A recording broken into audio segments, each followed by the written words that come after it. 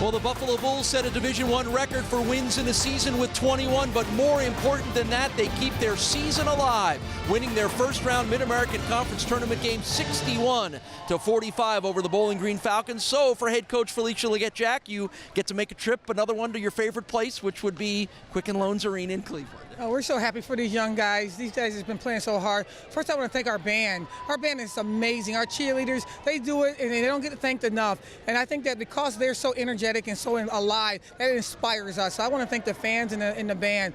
I just think that our young ladies just are focused at the right time. I'm just really excited about the opportunity. Stephanie Reed continuing to be the key player for you in running the court. Another 9-assist game, 12 points, finding Joanna Smith open. What was it that Stephanie was able to do so well tonight? She's on attack mode. It's like I told her it's time for her to start playing the game downhill. She's been playing the game so steady and safe. And I said, you might turn the ball over a lot more than you're comfortable with, but we have to take that chance. And you got to go a little bit harder and a little bit faster. And now when our wings started running with her, she looked a little special out there. Yeah, and your bigs also did a nice job, particularly Cassie Alzer coming off a career-high 21, coming up with another big game. She is deadly from that corner jumper spot, and you seem to be able to find her there. Well, it's easy to make those shots when you can trust your other post player to rebound. I thought she did a great job of taking those shots, those things she's done in practice every single day. But the neat thing is the way Mo is playing. Mariah Isuchin is playing obsessed right now. And then she knows that if she misses a shot, Mariah's there. It's a team effort. There's not one person that you can stand out and say, that's the reason why. It's a collective effort. We're on our way. Did you have to say much at all, either before this game to your team or even at halftime when it was still tight? Or does your team know how it needs to play in order to reach your goals this time of year? We just said to these young ladies, I said, how well will you play if there's no tomorrow? We don't worry about tomorrow. Let's lock into today. And they played inspired, and they showed their creativity. And I hope the fans follow us out to Cleveland and support us out there, too. Wednesday evening against Ball State is the next game for Felicia Legette-Jack's team. We thank her for joining us. Congratulations to her. The Bulls come up with the win, which would not have happened if Joanna Smith hadn't found the groove. When you're looking at the stat sheet at halftime, Joe, and you only have 2 points, what are you thinking? And then how do you put 22 on the board in the second half? Just put points on the board. That's all I'm thinking. Just let the game come to me.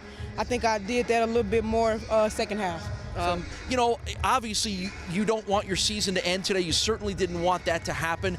Is that something that's in the mind of every senior this time of year about if I play well, if I do what I'm supposed to, I get to keep playing? Is that something that you were thinking about? Oh, of course. Every night I have to go out here like it's my last game, like it's the senior night. So I don't want to go home, so I got to play like I don't want to go home.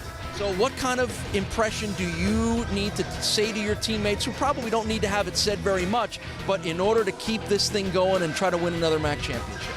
Just be all in, give 100% when your number's called. That's all we want. Just a perfect effort. Well, Joe, it's been a pleasure watching you play here, and keep it going. Thank you much. Thank you. Joanna Smith with 22 points in the second half, a big reason why the Bulls come up with the 61-45 win. So we now know the Bulls are moving on, Amy, and we know they know how to get it done in Cleveland. What do they have to continue to do and do even better than they did tonight when they face Ball State on Wednesday? Well, first I got to say, the players did a great job, but we've got to credit this coaching staff at Buffalo because defensively they adjusted from just 9 days ago and defensively played a man-to-man and only gave up 45 points. And they won everything. They won the fast break. They won the second chance. And so continue just to adjust and buy into game plans. I think that they all trust each other and they're playing hard. So, just continuing on with the faith that they can make another postseason run. How much of an advantage do the Bulls have knowing what they need to do to keep moving through those brackets, and you start to see some of the spots are being filled in right now?